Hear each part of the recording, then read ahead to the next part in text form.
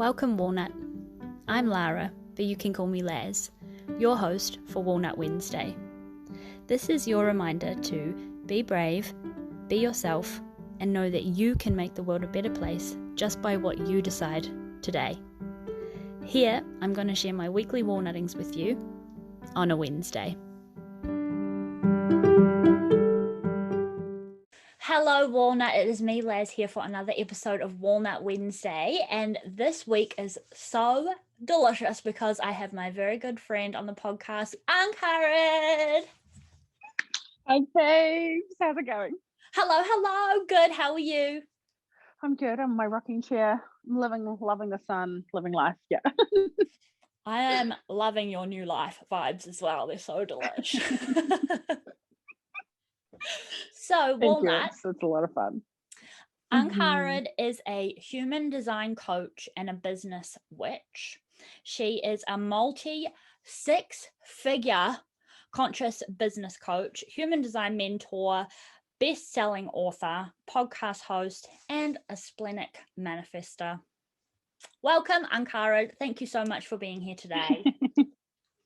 My absolute pleasure. I'm very excited to have a conversation today with you. It's been a long time coming, I think, because you've been in heaps of walnut things. You've been in the Walnut Tree for a little while. You were in Walnut Fest last year. And we're finally, I don't know why we haven't done this sooner, but I'm so happy you're here. So, Angharad, do you want to give a little bit of, I've given a background of who you are, but do you want to talk about how you got to where you are, I guess? Yeah, girl. And I think it's very relevant to obviously your whole ethos of the podcast and your branding about being brave. I'm 30 and I lived most of my life up until sort of my mid to late 20s in a people pleasing role, and never really truly felt like the captain of my own ship. I just truly felt like I was there to serve everyone else, and that I didn't really admit to myself my own dreams. And even if I did, I wouldn't have been able to live them because it would have just not been the best for other people. Like the way I describe myself as, especially in my 20s, was like a gap filler, like a box filler. Like I'd just go to, wherever I needed. Like when I was farming, it was like doing the farming stuff, and so for my in-laws, and something for, obviously being I've got a couple of kids, so being a mum, and then being a wife, and then being a daughter, and being a sister, and just like constantly trying to chase my tail doing that, and never really lived like how you have those moments of passion like burning in your chest, and you're like, oh, I want to enjoy my life. Yeah. But I really didn't know how to find it. And so for me, this manifested in depression and anxiety, kind of lifelong, but it really hit like a peak moment when I was around 26, 27. And from then on, that's when I found personal development. I didn't even know what it was, had no idea about mindset. So that was a really big thing. I first got into mindset and taking control of your own shit, basically. And that changed my whole life, and then ended up, working with coaches and starting a food blog, which I'd wanted to start for 10 years, which I also launched a podcast at the time because I wanted to share with people how you could begin to live your dreams, especially as a woman, especially as a wife, as a Christian wife at the time as well. That you weren't just there to serve and be other people's helpmate, actually live your own desires as well.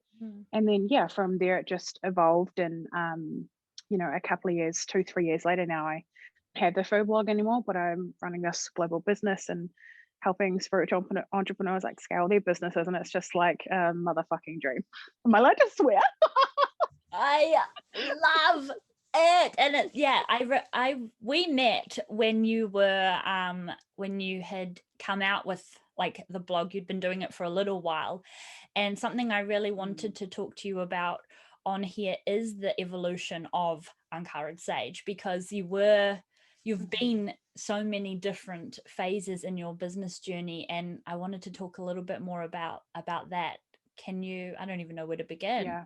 Maybe begin at the beginning. How did it feel to finally start that blog? And then when you felt the shift of, oh, I'm not a food blogger person, what were you going through?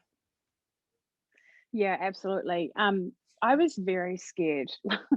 Yeah. So the reason why, I'd always been like a foodie. Like I grew up a foodie. One of my sisters is a chef. My mum's like an amazing cook. Like, I was cooking like full scale meals for my family at age 8. Like I was like real into cooking. And even actually while we were farming, I had I was a professional baker and used to make wedding cakes and birthday cakes for people. So I shifted, like I wanted to do a food blog, and I still like YouTubers, like, because I'm 30, right? So this was like 2010 sort of thing, like late 2000s, early 2010s, where like food blog, rather YouTube's was becoming like a big thing. Like it was just sort of, well, in my sphere anyway. And I was like, oh my god, that would be so cool, but I like don't have the guts. Like I was just hell no, there's no way I could take a photo of my own stuff. There's no way I could have any social media or have a YouTube, like listen to my own voice, like vomit, like just honestly I just couldn't do any of it because I was just way too scared and thought I wasn't enough. And, that people would judge me. And like, oh, over one of the things, like people must feel like my neighbors or my mother-in-law or my sister's friends or people I grew up with being like, oh my God, hey, who does she think she is to have a food blog? Like Yes. that's what I was like, yeah, right. Like I was that's what was going on through my mind. So when I did finally pluck the courage up to actually launch the food blogger, like by that stage, I was like, I've lived with this dream for 10 years, and it's something that I think about, not even lying, every single day of my life for 10 years. Every single fucking day. That's like 3,000 days in a row of thinking of this thing that I never had the guts to do. And eventually I was like, you've got to do this. Like you have to do it. And so it was a lot of work, like a lot of work to learn website stuff from a person who wasn't a tech person, like at all. I was like suddenly learning to code websites and what a host was and all these things. And then by the time I launched the food blog, it was amazing. Launched the food blog and the podcast, which was my brand, was the Funhouse Gallery. And I very quickly outgrew that brand. And it was very interesting for me because when I went to go shift from the Farmhouse Gallery to High Vibe Babe, which was about 9 months after I launched the food blog, which really isn't that long considering, I'd and I was getting rid of the food blog at this time, considering I'd watched it for 10 years, it was just like, that was just a stepping stone on my way of my evolution. And so to let go of like a dream that I'd had for 10 years to only do it for 9 months was like, it was crazy. Like it was absolutely, I honestly thought I was crazy, but I just had such a fire for, like, at that point I was like, I'm not going to stop. Like I guess I'd got on the train, I'd got the momentum of living my dreams and desires. Not that I'd had any like real financial returns from the food blog or saying I want to be a coach or anything. Like I hadn't had, my human had no proof, but my internal momentum, my internal energy of like just being brave and putting one foot in front of the other and like just keep on going, like it was already well and truly in place. So I just really let my heart lead, like really let my heart lead. Yeah, and it's been a beautiful like journey to like to watch. I mean, I love also how you mentioned like you did all this research on the website stuff by yourself, because your like Instagram feed has always been like beautiful. And I haven't been on your website lately, but I'm sure that that's actually like delicious and beautiful as well. All your branding has always been like scrumptious, like one of those cakes that you buy, that cakes that you probably made. Looks really good. Yes. So I'm just wondering, basically what the vibe that I feel of your journey and what you've done is just that like it's okay to change stuff. You don't have to feel stuck in a place. And I think that how you mentioned that 9 months, it doesn't feel like a long time, but you really gave yourself that permission and validated yourself to morph into a different brand despite wanting to do the food stuff for so long. So I'd love if you could talk to the Walnuts friend about your recent brand change and what were you feeling, and how did this this new evolution kind of come through for you? Yeah, absolutely. So then I rebranded again to Angharad Sage. Oh, when was that? Was that last year or this year? I don't even remember. Maybe Last year? last year. I don't even know. Yeah, no, I'm like, I think it was about a year I had the High Vibe Babe brand for. And it was interesting because when I picked the name High Vibe Babe, um, I felt like it was too big for me. Like the name, like I was like, oh my gosh, I can't live up to that. It was like real, it was very, very scary for me, but I very quickly grew into it. And then when I was actually given the brand Angharad Sage well before I actually did it. But I really wanted to put my own name to it. For a long time, I feared using my name, being a Welsh name, that, people won't understand it or no one will be able to type it into a website or, um, and that, my whole life I had a lot of conditioning of like, oh, she's the one with the hard name, that no one ever remembered her name. So I had a lot of conditioning. And fun fact, actually, I only noticed this probably when I was like 25, that I had so much conditioning that no one ever remembers my name, that I never remembered anyone else's name either, like ever, when I met someone, because I just thought it was normal right from the day I'm born to till the day I die. The first time, every time I meet someone, they never remember my name the first time, right? So I was like, this is normal. So everyone's always like, who is it you're speaking to? On the phone. I'm like, I don't know. And so I realized this at a Fonterra seminar I went to once, like a personal development seminar. It was really interesting. What? So That is I crazy. know. So I had to like rewire. Like I just hear someone's name, just let it flow straight out the other ear, thinking like it's not important to remember people's names. So anyway, I had this real hang up around my name. So I'd done a lot of healing around it, and over the years, and then the download came through to use my actual name, and Sage was given to me by my guides. And um it is really, it does take a lot of bravery. It takes a lot of, as you were saying, like self-validation to allow yourself to grow and change. But the actual reality is that no one else is actually ever going to live our dreams for us, and we're only putting ourselves in the cage. Like we very often think that it's someone else that's caging us, right? Someone else or a circumstance or our bank account, or whether someone's gonna, how we like freak out, if I change my Instagram handle, no one will be able to find me next time they want to do something, tag me in a story or look at my latest post. But the reality is that we're actually just putting that on someone else, when actually we're just scared of doing it, right? That we just think that we're not enough. Like for me, I didn't think I was memorable enough for them to remember my name, or memorable enough to try and find me or figure it out. The reality is that, our ideal clients and our people who are meant to be around us will give a shit. They will find us every single time, whether they're finding us for the first time or whether they're finding us, for the fifth time, because we've changed our handle every single year. Yeah. That's lovely. Yes, I totally agree. And I love that you've brought your name into it, because I understand the name feeling, because I don't use my last name, and growing up in school I was always like, not teased, but people would make fun of my name, and I was always embarrassed of my surname. I was embarrassed to get certificates or stand up where anyone would introduce me. Now I love my surname, despite being Lara G on Facebook and all the things. It's just easier, and now I don't mind it. But I actually love my surname, and I'm not embarrassed to say it or say where it's from or anything like that anymore. So it's a real stepping into yourself with your name. So interesting topic. I feel like we could go down a big rabbit hole on name and self stuff, but I do want to talk about, while I have you here, for the non-witch walnuts, what's a sage? And where did Well, this name, where did the tail end of Angharad Sage come from? yeah, okay. So this is going like straight down the woo rabbit hole. Love it. We love So it. I didn't even actually cool. I didn't actually know what sage meant until I actually shared it with one of my coaches. So I just thought sage, like people burn sage, right, for cleansing, and it's something I haven't got really into it, but I do it occasionally because I'm not like a big ritual person. Not that it doesn't do anything, it's just not been a huge ritual for me. So anyway, I do have some sage, so I just assumed it was like a protective thing.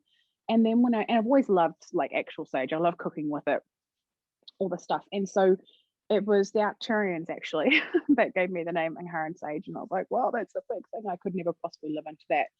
And that was sort of like midway through last year, so that was 2020. And then I shared it with one of my coaches, saying like, I'm really feeling this pull to rebrand to Angharad Sage, and she's like, oh, that's beautiful, that so suits you. And I'm like, oh, oh, that's cool. Like, why is that? And she's like, well, sage means wise woman. And I was like, oh, I had no What does it idea. say? Um, I get it. yeah, like the crone woman, right? Like the sage is like the the protector, the the wise, the spiritual person. So I was like, oh yep, okay, that makes a lot more sense now as to why I'm being called to rebrand to Angharad Sage. And yeah, I guess like over my last few years of my development, like it has led to me letting go of like the Christian label, and really coming out like as a, I guess, as a witch. No, I'm not like, I don't have like, I don't really do, I know there's like a billion different types of witches and psychics and everything, but I was born very spiritually activated, very, very spiritually activated. So like when I listen to the archetypes of all the different witches, like I resonate with every single one. Yeah, And like also feel like with that. psychic ability, psychic stuff, like I have all the clears. So, I'm a very multifaceted human and spiritual being. So I don't labels sometimes I feel quite very constricted by, but you sort of need to have some for other humans to understand. So yeah. Yeah, totally. And I'm glad you touched on this because it's another thing that I wanted to ask you, because you did mention early on you started off as a Christian wife. And how Mm. can you just talk to the Walnuts about, I mean, again, we're talking about the needing to be brave enough to step into your own evolution and your change, but going from two quite strong, ugh, they're not really strong religions, because being quote unquote spiritual is not really a religion, but going from one end to another, or flipping Yeah. beliefs, kind of, my words aren't making sense, but you get what I mean. How did that feel when you decided to say, I'm not a Christian anymore, kind of thing? Like, were you afraid Mm. of letting family down? Were you like, I'd love to know how that kind of was felt like for you. Yeah, absolutely. And it feels like polarity to me. Like, Yeah. yeah, the Yeah, yeah, opposite yeah. ends of the spectrum. Well, it certainly did for a long time anyway. So yeah, I was mortified and petrified, to be honest. Uh, yeah, very petrified probably doesn't even cut it. On the human scale of how that truly felt. Mm. But I got to a point where once again I was like, the only reason why I'm not doing this is the fear of other people's reactions and their judgment and what they'll say. And as much as like I don't want to say this, it definitely has to be said, like especially in my circles, like the Christians that I grew up with, or that I am close with, I guess, they're the sort of people who don't like love everyone. That's conditional love. It's very like, you fit into our box or you're the devil. So I knew that I was going to be severely persecuted for the lifestyle or the beliefs that I was going to be choosing. So it took me quite a while to kind of come to that. And with it, I had to develop some really healthy boundaries. So I lovingly blocked every single Christian that I know off every social media that I have. Mhm. Because and some of this is really close family members. So, and this is for me because my social media became my business. And obviously, the way I describe it is like, if I had a plumbing business and my closest friends and family didn't believe in plumbing and they thought it was like the devil to have a toilet, then I wouldn't invite them to come and hang out in my plumbing showroom business, right? And be like, and look at the toilets and have a coffee like next to the toilets and Yeah. basins and the stuff. Like, so it's the same thing. Like with my social media, like why would you invite people to be there that are not going to? And also, there's sort of people certainly in my life that would very much like watch everything and never say anything to you and just talk about you behind your back. And it's not the vibe, right? Like I wanted Yeah. to have very clear boundaries around that. So that's what I did. So I still have relationships with these people face to face. Like if I see them on the street or family dinners and everything, like I still have a face to face relationship with them. And yeah, sometimes they do their thing.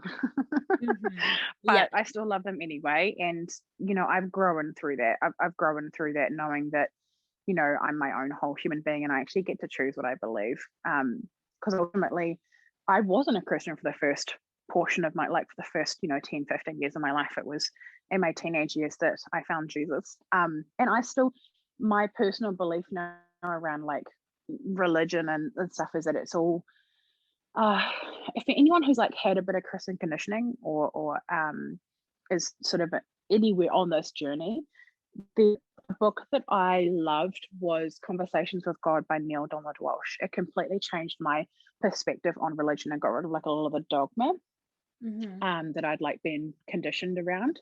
But like I love all religions, I love all beliefs, I love all everything, because we're all one and the same, and I believe that ultimately it's all the same thing. We just have different conditioning and different ways of expressing it. So I genuinely have all love for everyone. I just don't love it when someone shoves their shit down my throat.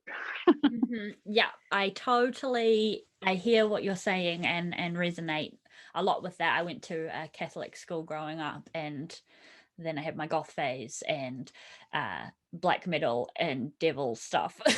So I like definitely, feel that like the separation, but there doesn't really need to be that. My really good friend Jamie, I love what she calls it, and I've talked about this a few times, but she calls it her religious patch quilt. So she likes to just pick and choose stuff from different religions and spiritualities, and that in her mind makes her own little religious quilt. She calls it religious patchwork quilt, which I just think is so beautiful, because I feel like that's my life, making my own little quilt of things that I like to do and believe in, and things like that. So yeah, that's a lovely analogy. But thank you for sharing. And I actually just have one more line 1 question, because I just like have this burning like itch in my butt that I need to know. You mentioned, so this is back on the Christian thing, but you mentioned like you found Jesus and found God, and then you mentioned in the podcast earlier as well, the Archurians. How did you know what's God and what's not, and the difference? Yeah, that's a really great question. So for me, I have to give a little bit of backstory to explain this in context. So everyone is going to have like their own version, right? But I'm just going to explain like how this presents to me. And I haven't consumed a lot of content around, this sort of stuff, because I don't know, I like to have my own experience. I'm an open head center of human design, so I'm very easy influenced. So I just am a little protective. So this may not resonate with you, and that's fine. It may not sound like anything you've ever heard before if you have consumed content around this, and that's totally fine as well. But so for me, so I lost my father when I was 7 years old. I was very young, and I always wanted to connect with him, because I had always seen other loved ones that's passed on, and would always connect people, and would always be speaking to fairies, and like, just like a whole lot of things, but I could never connect with my dad. And I remember yearning for it. And around 2 years ago, he came to me in a dream. And as we were speaking, when you're speaking to your mum versus your sibling versus your girlfriend versus your partner versus your boss, right? When you're speaking to them, there's like that energy exchange between the two of you, like that energy, like literally in the middle of you, that energy pattern feels a certain way when you're speaking to your mum versus your sibling versus your dad, And as I was speaking to him in this dream, I felt this specific way, and I was like, oh wow, like that's really significant. Then when I woke up, I was like, I had this, I've got shivers. I had this overflowing moment of holy shit, I felt that same feeling my whole life. I very specifically remember feeling it on my wedding day. I very specifically remember, I'm gonna cry, feeling it on the days my kids were born, like just big, I would always look back on those big days and be like, why, I just wish I miss my dad. I miss my dad being here on those days. And so to feel that feeling in hindsight of that conversation, that energy exchange, I was like, holy shit, he's been here my whole life. And so ever since he came to me in that dream, I've connected with him and see him and talk to him, and like just in real life as well as dreams. And it's been really beautiful. Like it's phenomenal and amazing. And after those years of pining for it, like it's just the most special thing ever. So anyway, with the Archurians, it was actually the Pleiadians that's happened with first. So on my 30th birthday, so just this year in January, I pulled out of an angel card deck, I pulled a Pleiadian card. And it was a Pleiadian activation, and immediately I had like codes and connections drop through my crown, like it trickled down through my spine. It was like incredible and beautiful. And over the next like month, but certainly over the next week, I really began to recognize the energy blueprint. They were speaking with me, and like I was physically seeing a lot, and just it was very beautiful. We were actually in the South Pole and celebrating my birthday at the time, and it was very significant to me. And it wasn't it's a funny story. My husband went online and looked, like, because I didn't really identify as I mean, I knew that I probably was a starseed, but I didn't necessarily like resonate with the label, right? Like, we're just talking about labels. Like, I felt it was quite limiting. And after lockdown, I got my first tattoo. So this was like, a year ago, and it was just this beautiful symbol thing that I found online and knew I needed it. And then over that week of my birthday, my husband was looking up like some Palladian starseed stuff, and he's reading it. It's like the healers in there, this and there, that. He's like, this is literally describing exactly you. And at the bottom of the page, there was a symbol of the Palladians, and it's exactly what my tattoo is. What? I know. We were like, what the fuck? So, but what I noticed that week is, as I was conversing with them, I had felt that energy pattern my whole life, but I never had a label. So I knew what the Palladians felt like. And then the month after that, so it was in February and March, I started beginning talking to Archurians, and they first came to me, well, with a label, bunny quotes, when I was in the shower, and they'd like very dropped something in. I came out of the shower and wrote some notes, and it was like the Archurians at the end. And I was like, oh, right. I didn't even second guess it. So I guess for me, it's like, it's an energy blueprint, basically. That's how it feels. And like when I'm speaking with Jesus versus speaking with my granddad versus, and this is like, if I'm not seeing this, just more of a conversation sort of situation. It's not even, but it's not got words. There's a reason why you can't necessarily identify based on a voice blueprint, because it's a little bit different, but for me anyway. So yeah, it's how that energy feels, that space. And sometimes they want to label themselves, and sometimes they don't. Like, I speak and converse with many multi-dimensional beings that I don't actually have a label for, and I'm okay with that, because it doesn't even actually matter. It's just a human ego that wants a label.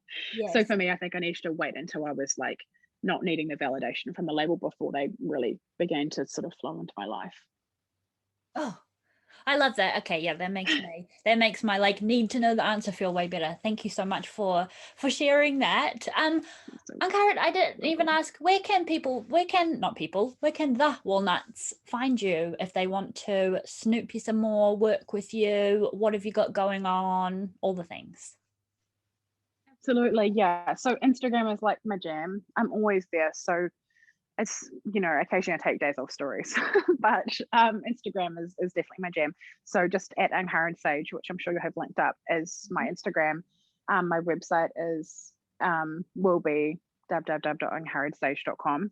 It's being built, but Instagram is definitely the best way to come and hang out. And yeah, I'm always running different things, programs and masterminds, and I have a lot. I'm a manifestor. There's a lot being birthed all the time. And again, it's always so beautiful. The branding is always so nice to look at with your eyes and feel into. Yeah, really, really good. Token question, Angharad, that I ask all the guests on Walnut Wednesday is, when you feel into your heart, not that I just added that in just now, but what does being a walnut mean to you? It always comes back to being the captain of my own ship, like every time. Being brave enough to like actually steer our own motherfucking ships and actually go where we want to go and live the desires that we want to, live out and experience, and just being the person who won't give up on our dreams no matter what. Like just doing it, just doing the damn thing. Yeah.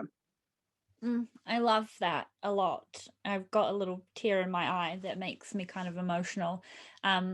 Thank you for doing that, for steering your ship and for guiding the way for walnuts like us to watch beautifully, as beautiful as it is, and know that we can do it too. Do you have any sort of last things you want to say to a walnut who probably feels like a peanut and feels stuck in the place of, I can't move yet? Do you have any advice?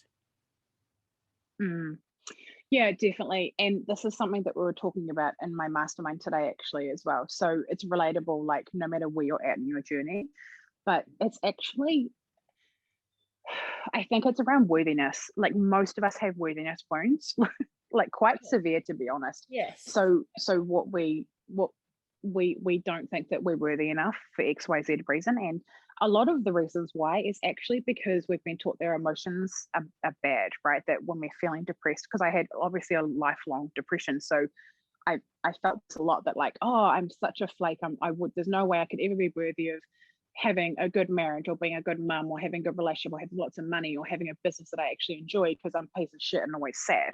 Like, like this is the sort of thing that I truly believe, because I didn't believe I was worthy enough of like anything. So for me, I had to like learn what emotional intelligence is and actually allow yourself to begin to understand that emotions are normal.